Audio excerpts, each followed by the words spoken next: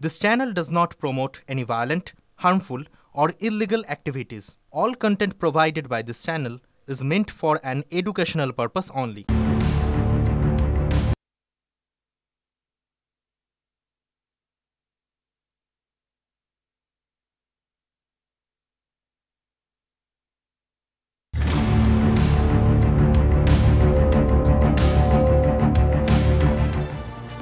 ফিরে এলাম ব্রেকের পর আর এবার যে খবরে নজর রাখবো, সরকারি জল প্রকল্প নিয়ে ক্ষুব্ধ মুখ্যমন্ত্রী। অভিযোগ পেয়ে খতিয়ে দেখার নির্দেশ মুখ্যমন্ত্রীর।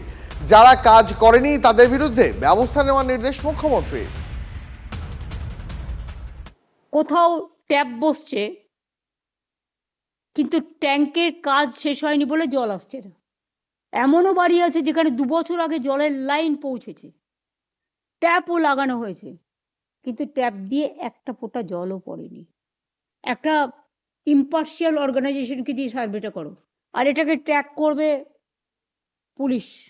সব জায়গাতেই কন্ট্রাক্টররা বড় বড় কন্ট্রাক্ট নিয়ে নিয়েছে আর কাজে নামছে না। যে নামছে না, যে নিয়ে নিয়েছে কন্ট্রাক্ট, মেন তাদের অফিসিয়ালি অ্যাজ পার ল টেক অ্যাকশন।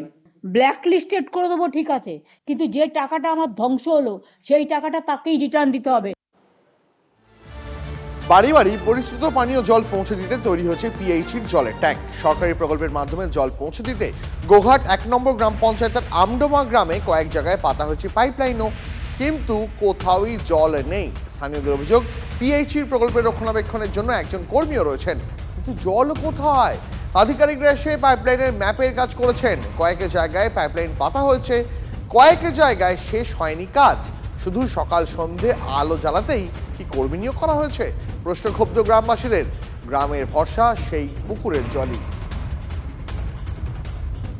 3 বছর পরে আছে এই কলটা, না জল পাইনি, জলও নাই আর কিছুই না। আমাদের পুকুরগুলোর অবস্থাটা দেখে আসবে চলো। পুকুরগুলো সেই জলেতে আমাদেরকে খেতে হচ্ছে, সেই জলেতে আমাদেরকে সব করতে হচ্ছে। 3 বছর এটা পড়ে রয়েছে, কেন ফালতু এটা পড়ে থাকবে? গোয়াল ঘর হইছে না, গরু বাঁধা চালা হইছে, কি হইছে এটা? আমার ঘরের জলই পাইনি তো। জল পাচ্ছেন না? না না, আমার ঘরে লাইনই হয়নি। ট্যাপ আছে, জল নেই, ট্যাপই নেই। আমি বিধানসভায় প্রশ্নও করেছিলাম, আবার আমার প্রশ্ন আছে। আমি তথ্য অনুযায়ী একদম প্রমাণিত জল পাচ্ছে না, পুকুরের জল ফুটিয়ে খাচ্ছে। সেই জন্যই আমি আবার বিধানসভায় পিএইচই দপ্তরের যিনি মন্ত্রী তাকে আমি তুলব।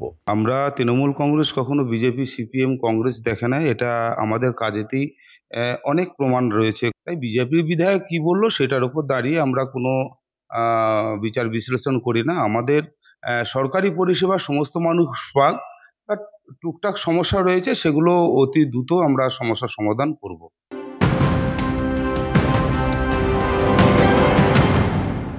আর এই মুহূর্তে যে খবরের নজর রাখবো, 7 সকালে ধস গোবরডাঙ্গায়। ভোরবেলা গোবরডাঙ্গা মাসলান্দপুরের যোগাযোগ করা সেতুর পাশে 6টি দোকানে ধস দেখা দেয়। দোকানগুলি ধসে পড়ায় ক্ষতিগ্রস্ত দোকান মালিকরা। ঘটনাস্থলে পৌঁছেছে গোবরডাঙ্গা থানার পুলিশ। আপনারা দেখতে পাচ্ছেন সেই ছবি। 7 সকালে, শীতের সকালে ভেঙে পড়লো প্রায় 6টি দোকান। ধসের কারণে ক্ষতিগ্রস্ত হলো 6টি দোকান।